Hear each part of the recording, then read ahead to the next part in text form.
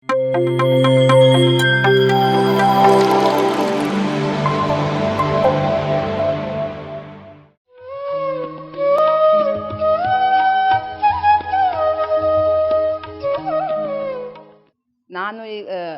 ಇವತ್ತಿನ ದಿವಸ ನನಗೆ ಭಾಳ ಸಂತೋಷ ಆಗ್ತಿದೆ. ಯಾಕಂದರೆ ನಮ್ಮೂರಲ್ಲೂ ಸಹ ಈ ರೀತಿಯ ಒಂದು ಧ್ಯಾನ ಮಂದಿರ ಕಟ್ಟಿದ್ದು ಎಲ್ಲರಿಗೂ ಅನುಕೂಲ ಆಗೋ ಸಲುವಾಗಿ, ಎಲ್ಲರಿಗೂ ಅನುಕೂಲ ಆಗ್ತದೆ, ಮುಂದಿನ ದಿನದಲ್ಲಿ ಅನುಕೂಲ ಆಗ್ತದೆ. ಅದಕ್ಕೋಸ್ಕರ ನನಗೆ ಭಾಳ ಸಂತೋಷ ಆಗ್ತಿದೆ.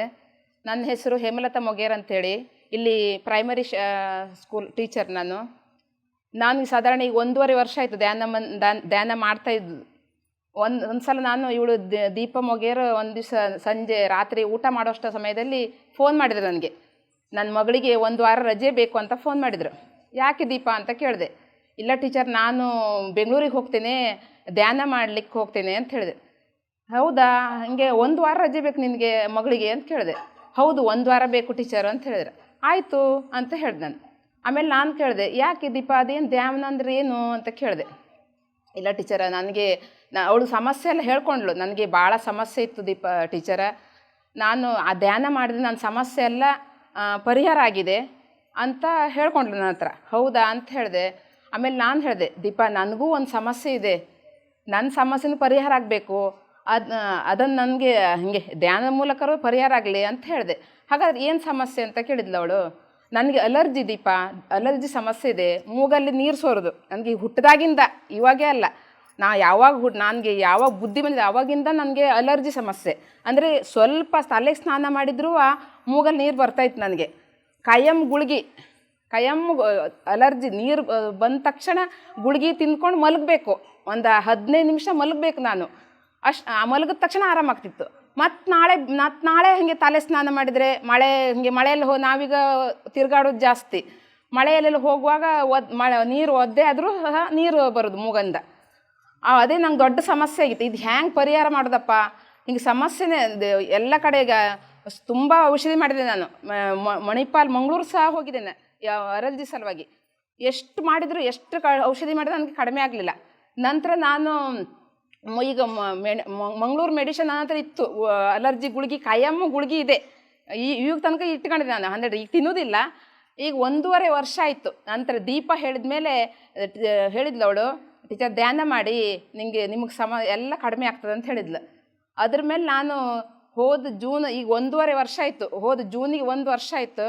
ಅಲ್ಲಿಂದ ನಾನು ನಮ್ಮ ತಮ್ಮನ ಮನೆ ಗೃಹ ಪ್ರವೇಶ ಸಮಯದಲ್ಲಿ, ಆ ಸಮಯದಲ್ಲಿ ನಾನು ಒಂದು ಮನ್ಸು ಮಾಡಿದೆ, ನೋಡಿ ಇನ್ನು ಮುಂದೆ ಗುಳಿಗೆ ತಿನ್ನಬಾರ್ದು, ನಾನು ಧ್ಯಾನ ಮಾಡಬೇಕು ಅಂತ ಹೇಳ್ಕೊಂಡು ಮನ್ಸು ಮಾಡಿಕೊಂಡು ಧ್ಯಾನ ಮಾಡ್ಲಿಕ್ಕತ್ತದೆ. ಇವಾಗಿಂದ 1.5 ವರ್ಷ ಆಯಿತು ನಾನು ಗುಳಿಗೆ ಮುಟ್ಟಲಿಲ್ಲ. ದೀಪ ಹೇಳಿದ್ಲು, ಟೀಚರ ಫೋನ್ ಮಾಡಿದೆ ದೀಪನಿಗೆ, ಒಂದು ಸಮಸ್ಯೆ ಅಂದರೆ ಕಣ್ಣಿಂದೊಂದು ಸಮಸ್ಯೆ ಪರಿಹಾರ ಆಗಲಿಲ್ಲ, ಕಣ್ಣೊಂದೊಂದು ಚಸ್ಮದೊಂದು ನನಗೆ ಧ್ಯಾನ ಮಾಡೋ ನೆನಪಾಗ್ತದೆ.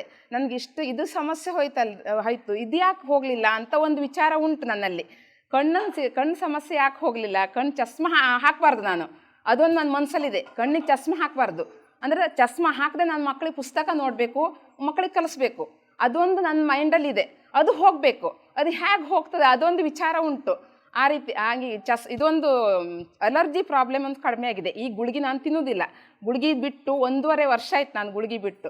ಅದಕ್ಕೋಸ್ಕರ ನನಗೆ ದೀಪ ಈಗ ಎಂಥದೇ ಸಮಸ್ಯೆ ಆದರೂ ಸಹ ದೀಪನ ಹತ್ರ ಫೋನ್ ಮಾಡಿದ ತಕ್ಷಣ ಅವಳು ಒಂದು 4 ಮಾತಾಡೋದು ನನಗೆ ಭಾಳ ಖುಷಿ ಅನ್ನಿಸ್ತದೆ. ನಾನು ಎಷ್ಟೋ ಮಂದಿ ಹತ್ರ ಹೇಳಿದ್ದೇನೆ, ಆ ದೀಪದ ಮಾತೇ ನನಗೆ ಹಾಗೆ, ಮತ್ತು ಯಾವ ಮಾಸ್ಟರ್ದು ನಾನು ಮಾತಾಡೋದಿಲ್ಲ, ದೀಪನೇ ಮಾಸ್ಟರು.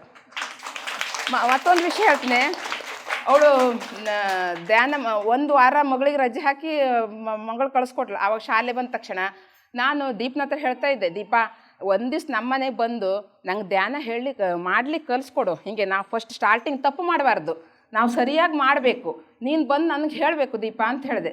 ಆದರೂ ನನಗೆ ದೀಪ ಬಂದು ಹೇಳೋದು ನನಗೆ ತಾಳ್ಮೆ ಇಲ್ಲ, ನಾನು ಕಲಿಬೇಕು, ಧ್ಯಾನ ಮಾಡ್ಲಿಕ್ಕೆ ಕಲಿಬೇಕು ಅಂತ ಹೇಳ್ಕೊಂಡು ದೀಪದ ಮಗಳು ಫಸ್ಟ್ ಶಾಲೆ ಬಂದಿದ್ದಾಳೆ. ಆ ಶಾಲೆಯಲ್ಲೇ ನಾನು ಮಗಳೇ ನನಗೆ ಮಾಸ್ಟರ್, ಮೊದಲು ಮಾಸ್ಟರ್ ದೀಪನ ಮಗಳು ನನಗೆ. ಅದೇ ಅವರೇ ದೀಪನ ಮಗಳೇ ನನಗೆ ಮಾಸ್ಟ್ರು. ಅದಕ್ಕಾಗಿ ನಾನು ದಿನಾಲೂ ಧ್ಯಾನ ಮಾಡುವಾಗ ಈಗ ಅವಳನ್ನು ಮತ್ತು ದೀಪನ ಮಗಳನ್ನು ಮತ್ತು ದೀಪನನ್ನು, ನಮ್ಮ ತಾಯಿ ಅವರನ್ನು ನಾನು ನೆನೆಸ್ಕೊಂಡು ಧ್ಯಾನ ಮಾಡ್ತೇನೆ. ಮತ್ತು ನನಗೆ ಭಾಳ ಸಂತೋಷ ಆಗಿದೆ ಇದರಿಂದ.